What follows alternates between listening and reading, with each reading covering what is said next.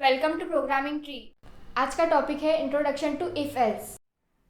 Hello everyone, let's move toward the understanding of if else, nested if else and if else ladder. तो सबसे पहला हम example समझते हैं if का, कि अभी तक जो हमने एग्जाम्पल्स देखे if के, उन एग्जाम्पल्स में क्या ये ज़रूरी है कि मुझे if के साथ else लिखना ही पड़ेगा? Answer is no. आप सिर्फ if भी लिख सकते हैं अगर आपको रिक्वायर्ड है तो। जैसे कि आप ये एग्जाम्पल देख पा रहे हैं कि यहाँ पे एक कंडीशन है और वो कंडीशन हम चेक करें कि अगर selling price greater than cost price है तो प्रॉफिट। तो इस केस में हम ये बोल रहे हैं कि अगर selling price greater than cost price है तो प्रॉफिट दिखाओ, अदरवाइज कुछ भी मत करिए। इसीलिए इस एग्जाम्पल में हमने सिर्फ इफ़ लिखा और इफ़ के साथ कोई भी एल्स स्टेटमेंट हमने नहीं लिखा है। तो हम चाहे तो डायरेक्टली सिर्फ इफ़ कंडीशन के साथ इफ़ के अंदर कुछ लॉजिक लिख सकते हैं कि भाई हाँ, ये अगर कंडीशन सेटिस्फाइड है तो ये वाला लॉजिक आप एग्जीक्यूट करिए, अदरवाइज कुछ भी मत करिए। ये हम इस तरीके से सिंपल इफ़ लिख सकते हैं। अगला पार्ट है इफ़ के साथ एल्स, जो कि हम काफ़ी सारे एग्जाम्पल्स में देख चुके हैं कि इफ़ जो है ये इफ़ के साथ आप एल्स स्टेटमेंट लिख सकते हो, जिसका मतलब होता है कि अगर ये कंडीशन सेटिस्फाइड हुई तो इफ़ वाला पार्ट एग्जीक्यूट होगा और अगर ये कंडीशन डिससेटिस्फाइड हुई तो एल्स वाला पार्ट एग्जीक्यूट होगा। जैसे कि ये एक एग्जाम्पल आप देख पा रहे हैं। इस एग्जाम्पल में अगर selling price greater than cost price है तो प्रॉफिट, अदरवाइज हम प्रिंट करेंगे लॉस। तो ये हो गया हमारा इफ एल्स का एग्जाम्पल। अपार्ट फ्रॉम दैट कि एक हमने इफ का एग्जाम्पल देखा, एक इफ एल्स का एग्जाम्पल देखा, एक और ऑलरेडी ये एग्जाम्पल भी हमने कर लिया है नेस्टेड इफ एल्स का, जिसमें हमने लीप ईयर का एग्जाम्पल किया था।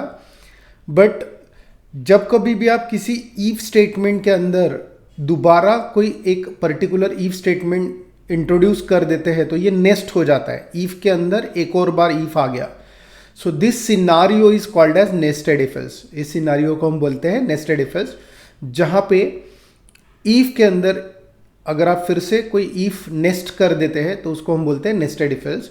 जैसे कि इस एग्जाम्पल में देख पा रहे हैं, सबसे पहले हमने चेक किया कि भाई सेंचुरियन ईयर है क्या। अगर सेंचुरियन ईयर है तो अंदर आइए, तो ये इफ़ के अंदर आया और फिर से एक बार उसको एक और इफ़ मिल गया और ये इफ़ में चेक करें कि वो 400 से डिवाइड हो रहा है क्या। अगर 400 से डिवाइड हो रहा है सेंचुरियन ईयर होने के बाद तो वो रहेगा leap year, otherwise not leap year. तो ये हो गया हमारा लॉजिक नेस्टेड इफ एल्स का। तो आप इफ़ के अंदर चाहे तो फिर से एक इफ़ या फिर उस इफ़ के अंदर फिर से एक इफ़ लिख सकते हैं, and this example is called as nested if else. इसमें एक और कंसेप्ट होता है सी प्रोग्रामिंग में, that is called as if else ladder. If else ladder का एक एग्जाम्पल आपके सामने दिख रहा है। इस एग्जाम्पल में अगर आप देखें तो हम क्या कर रहे हैं, एक इंटीजर नंबर ले रहे यूज़र से और इंटीजर नंबर लेने के बाद वो नंबर कितने बड़ा है वो हम यहाँ पे आइडेंटिफाई कर रहे हैं नीचे प्रोग्राम में यूजिंग इफ एल्स लैडर। अब जैसे ही हमने बोला नंबर इंटीजर रहेगा तो ऑब्वियस है कि इंटीजर का रेंज जो है वो 5 डिजिट के ऊपर नहीं जा सकता, बिकॉज हमें पता है कि इंटीजर का रेंज है -3 to 768 से लेके +3 to 767। ठीक है, तो सबसे बड़ा नंबर जो हम ले पाएंगे दैट इज़ 5 डिजिट नंबर, उसके ऊपर तो नहीं ले पाएंगे इंटीजर में। अब यहाँ पे क्या किया गया है कि सबसे पहले हमने प्रिंट किया, यूज़र को बोला भाई ये कोई नंबर डालिए, इंटीजर नंबर डालिए। यूज़र ने वो नंबर डाला, तो इमेजिन करते हैं कि यूज़र ने नंबर डाला है 1 2 3 4 5, एक 5 डिजिट का कोई नंबर डाला है।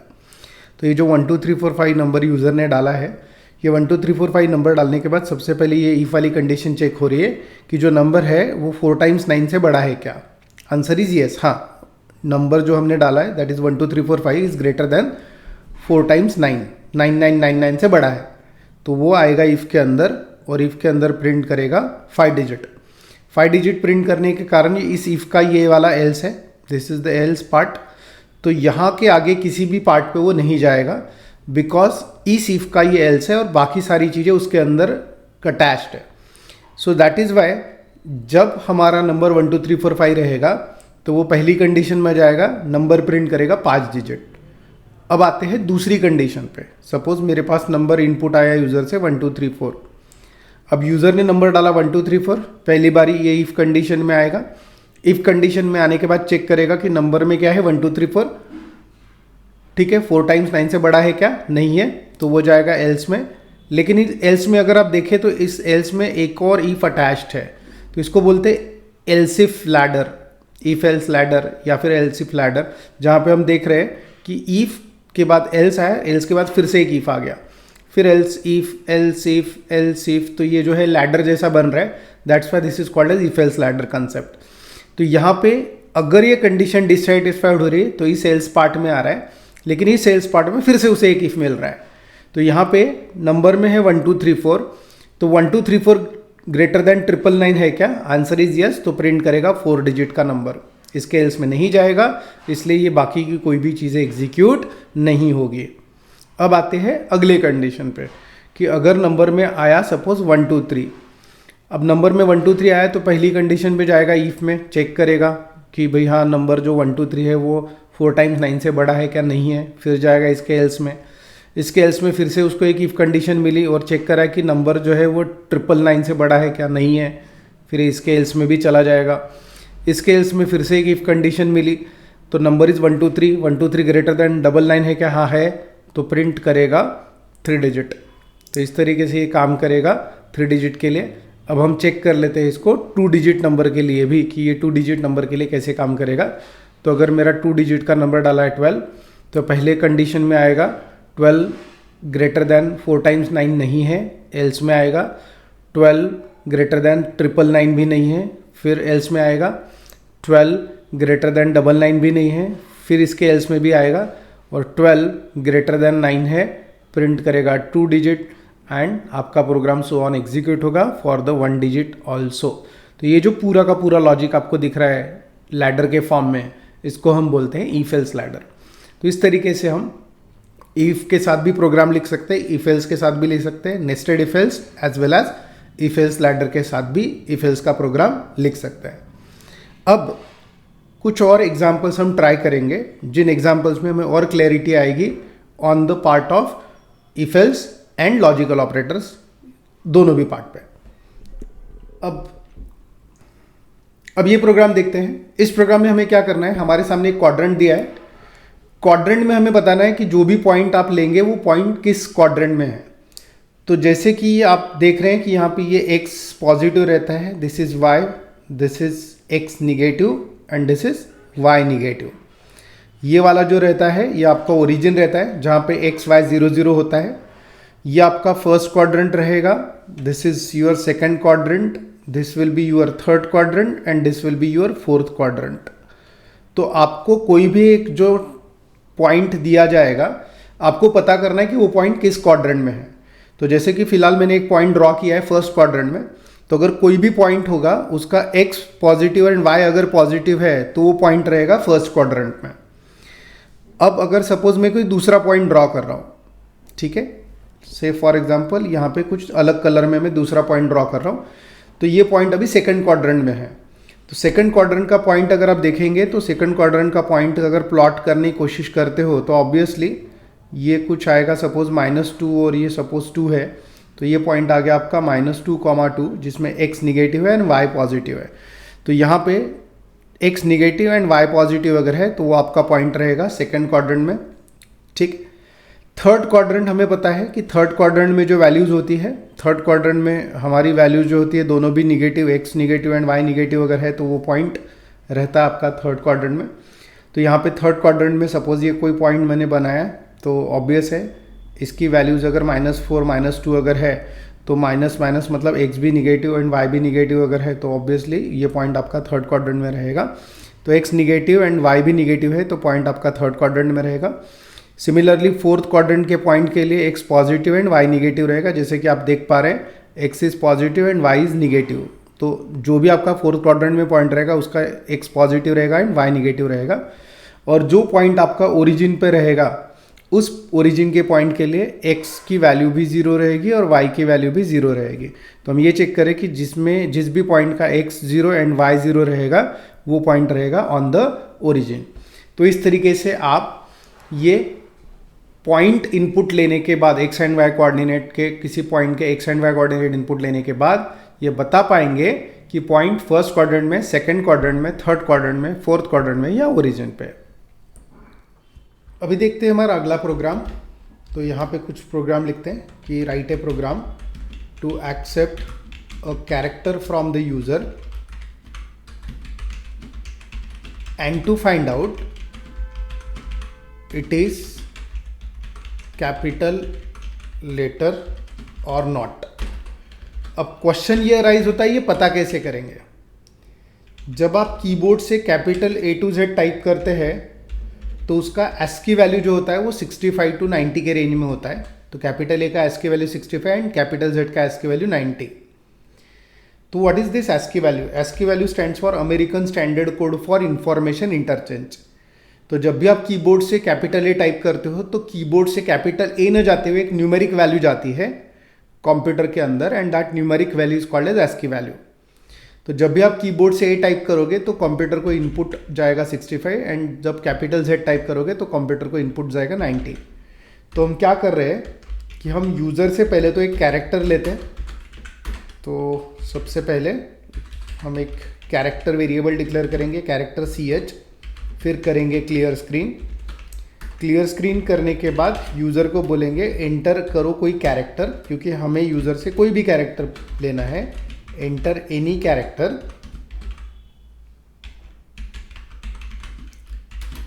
और यूज़र ने जो भी कैरेक्टर डाला वो हम करेंगे स्कैन %C, क्योंकि कैरेक्टर डेटा टाइप लिया हमने और हमने कैरेक्टर स्कैन किया.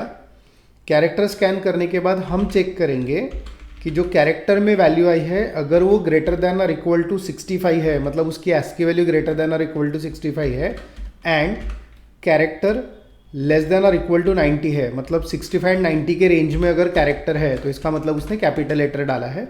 तो हम बोलेंगे printf, यहाँ पे हम बोलेंगे कैपिटल लेटर, अदरवाइज हम बोलेंगे नॉट कैपिटल लेटर.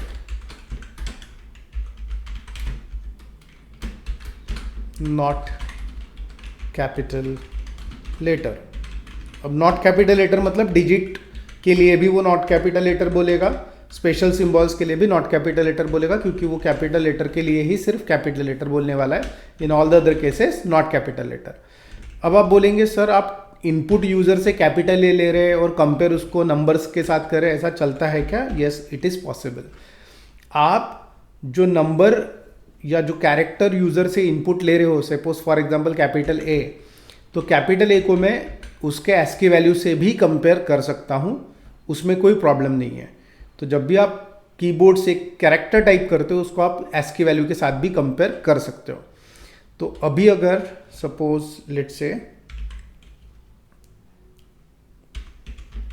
कुछ नाम दिया मैंने प्रोग्राम को, कंपाइल किया, रन किया, मैं यहाँ पे डालता हूँ capital A, purposely capital A का ASCII वैल्यू जो है दैट इज वी नो.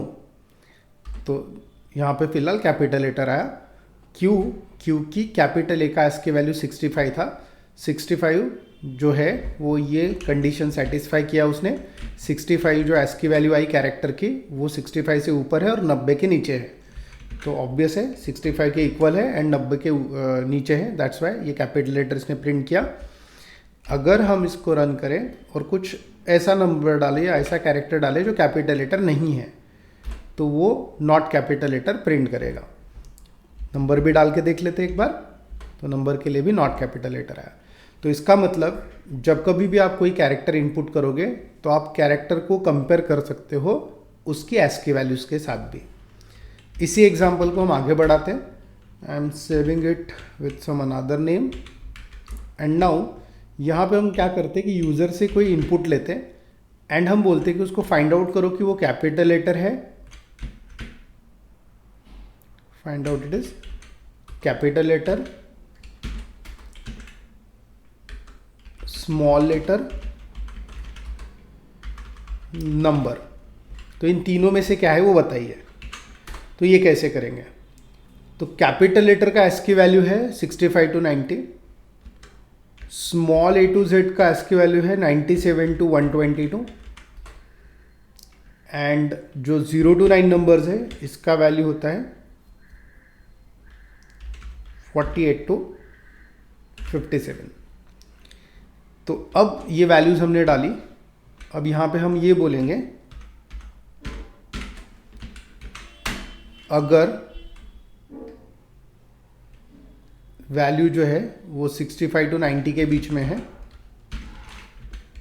तो कैपिटल लेटर, एल्स, अब यहाँ पे भी लैडर का एग्जांपल करके देख लेते हैं। एल्स इफ कैरेक्टर की वैल्यू अगर ग्रेटर देन और इक्वल टू 97 एंड कैरेक्टर की वैल्यू लेस देन और इक्वल टू 122 अगर है तो printf स्मॉल लेटर, नहीं तो फिर से एक ईफ लगाते हैं। कैरेक्टर अगर ग्रेटर देन और इक्वल टू 48 है and character is less than और इक्वल टू 57 अगर है तो printf digit, in all the other cases it would be special symbol। तो यहाँ पे प्रिंट कर देते हैं स्पेशल सिंबल, ठीक है। लेट्स सेव, कंपाइल, एक एक करके चेक करते हैं। पहले कैपिटल ए चेक कर लेते हैं, ठीक है, कैपिटल ए बराबर दिखाया। स्मॉल चेक कर लेते हैं, ठीक है, स्मॉल ए भी ठीक आया। ज़ीरो डाल के देख लेते हैं, ज़ीरो भी बराबर आया, डिजिट्स आया। चलो 9 भी एक बार चेक कर लेते हैं, 9 भी डिजिट के रेंज में है। अब कोई डॉलर वॉलर @ लिख देते हैं, it is a special symbol. तो यहाँ पे ये क्या कर रहा है कि पहले जो है वैल्यू चेक कर रहा है 65 और 90 के रेंज में है क्या, अगर है तो कैपिटल, अदरवाइज वो चेक कर रहा है कि वैल्यू 97 to 122 के बीच में है क्या, अगर है तो स्मॉल लेटर है, अदरवाइज 48 to 57 के रेंज में है क्या, अगर है तो डिजिट है, नहीं तो स्पेशल सिंबल। तो इस तरीके से आप कीबोर्ड से अगर इनपुट आता है कैरेक्टर और आपको पता करना है कि कौन सा कैरेक्टर टाइप हुआ, तो आप चेक कर सकते हो with the help of ASCII value concept. अब ज़रूरी नहीं है कि यहाँ पे आपको ASCII वैल्यू ही मिले। There are 3 major number systems available, जो हमें जैसे जैसे हम आगे बढ़ेंगे सॉफ्टवेयर डेवलपमेंट में वैसे वैसे आपको पता चलेगी, ASCII, एबेंडिक एंड यूनिकोड। तो मेजरली हम जो कीबोर्ड से चीज़ें डालते हैं वो हमें मिलती है ASCII वैल्यू के फॉर्म में, ओके। तो यहाँ पे हमारा जो प्रोग्राम है ये ASCII वैल्यू को चेक कर रहा है और बता रहा है कि वो किस टाइप का कैरेक्टर है। That's all.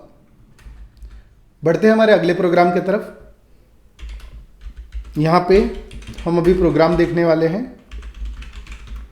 टर्नरी ऑपरेटर या फिर कंडीशन ऑपरेटर का, जिसमें क्या होता है कि हम कोई कंडीशन लिखते हैं ब्रैकेट के अंदर या फिर बिना ब्रैकेट के भी लिख सकते हैं आप। क्वेश्चन मार्क के बाद होता है ट्रू पार्ट, कोलन के बाद होता है फॉल्स पार्ट और फिर सेमीकोलन। इसका मतलब जैसे सपोज मैं 2 नंबर के कंपैरिजन कर रहा हूँ कि कौन सा नंबर बड़ा है, तो मैं अगर बोलूँगा A अगर ग्रेटर देन B है तो फिर क्वेश्चन मार्क printf कर दीजिए A इज ग्रेटर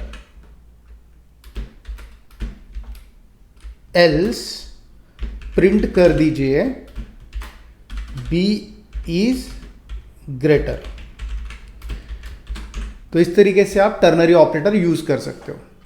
इसको काफी बार ट्विक करके इंटरव्यू में या वाइवा में आपको पूछा जाता है, can you write the program for positive और negative without using if else, can you write the program for finding out the elder brother without using if else. The answer is yes we can, and that is with the help of ternary operator और conditional operator. तो अगर आपको कोई इस type का programme आपको करने के लिए बोल रहा है इंटरव्यू में या वाइवा में without using the if else, इसका मतलब है कि आपको उसको टर्नरी ऑपरेटर या फिर कंडीशनल ऑपरेटर के साथ करके बताना है, या फिर वो इनडायरेक्टली आपको पूछना चाह रहा है कि आपको टर्नरी ऑपरेटर या फिर कंडीशनल ऑपरेटर आता है क्या। तो ये एग्जांपल एक बार चेक करके देख लेते हैं, जहाँ पे हम नंबर लेते हैं और वो नंबर 2 नंबर में से बड़ा नंबर फाइंड आउट करके देते हैं यूजिंग टर्नरी ऑपरेटर। तो सबसे पहले हम यहाँ पे एक नंबर लेंगे, 2 नंबर लेंगे रादर। तो let's have 2 numbers A and B, then हम करेंगे क्लियर स्क्रीन, फिर हम करेंगे printf, यहाँ पे बोलेंगे enter 2 numbers A and B, हम 2 नंबर ले लेंगे। scanf %d आएगा 2 बार, पहली वैल्यू ली हमने एक वेरिएबल में, दूसरी वैल्यू दूसरे वेरिएबल में। अब हम यहाँ पे इफ एल्स यूज़ नहीं करेंगे, हम इफ एल्स के जगह यूज़ करेंगे टर्नरी ऑपरेटर और बोलेंगे ए अगर बड़ा है बी से, तो ये हो गई कंडीशन का पार्ट। क्वेश्चन मार्क हम लिखेंगे ट्रू सेक्शन, जब ये कंडीशन ट्रू होगी तो क्या करना है, तो बोलना है ए इज ग्रेटर, ठीक है। अदरवाइज कोलन बोलना है प्रिंटफ बी इज ग्रेटर, ए बड़ा नहीं है तो हम अज्यूम करें कि बी बड़ा होगा। ये हो गया हमारा program. Get CS to pause the screen. अब देखिए एक ही जगह पे इफ एल्स और प्रिंटिंग हो गया है with the help of ternary operator. तो इसको एक बार चला के देखते हैं। मैं डालता हूँ 3 and 2, तो इस केस में a is greater. Next value डालता हूँ 5 and 2, इस केस में भी a is greater. And let's put the value 10 and 20, in this case b is greater. इस तरीके से आप टर्नरी ऑपरेटर या फिर कंडीशन ऑपरेटर का इस्तेमाल करके प्रोग्राम बना सकते हैं। तो चलिए एक और प्रोग्राम करके देखते हैं टर्नरी ऑपरेटर के साथ। write a program to accept a number from the user and to find out it is even or odd without using if else। तो एक नंबर लेना है हमें। नंबर लेने के बाद यहाँ पे हम बोलेंगे एंटर एनी नंबर। नंबर हम रिसीव कर लेंगे। नंबर रिसीव करने के बाद नंबर को मॉड करेंगे 2 से। अगर वो 2 से पूरी तरह डिवाइड हो गया तो हम बोलेंगे even number,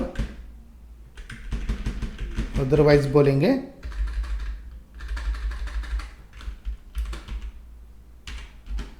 odd number. Save करते हैं, कंपाइल करते हैं, रन करते हैं। 4 is even number whereas 5 is odd number। तो this is the program done without using if else. मतलब इफ एल्स यूज नहीं करना है, इसका मतलब आपको टर्नरी या फिर कंडीशन ऑपरेटर यूज करके इसको करके देखना है। That's it. Thank you for watching our video. Please like, share and subscribe our channel.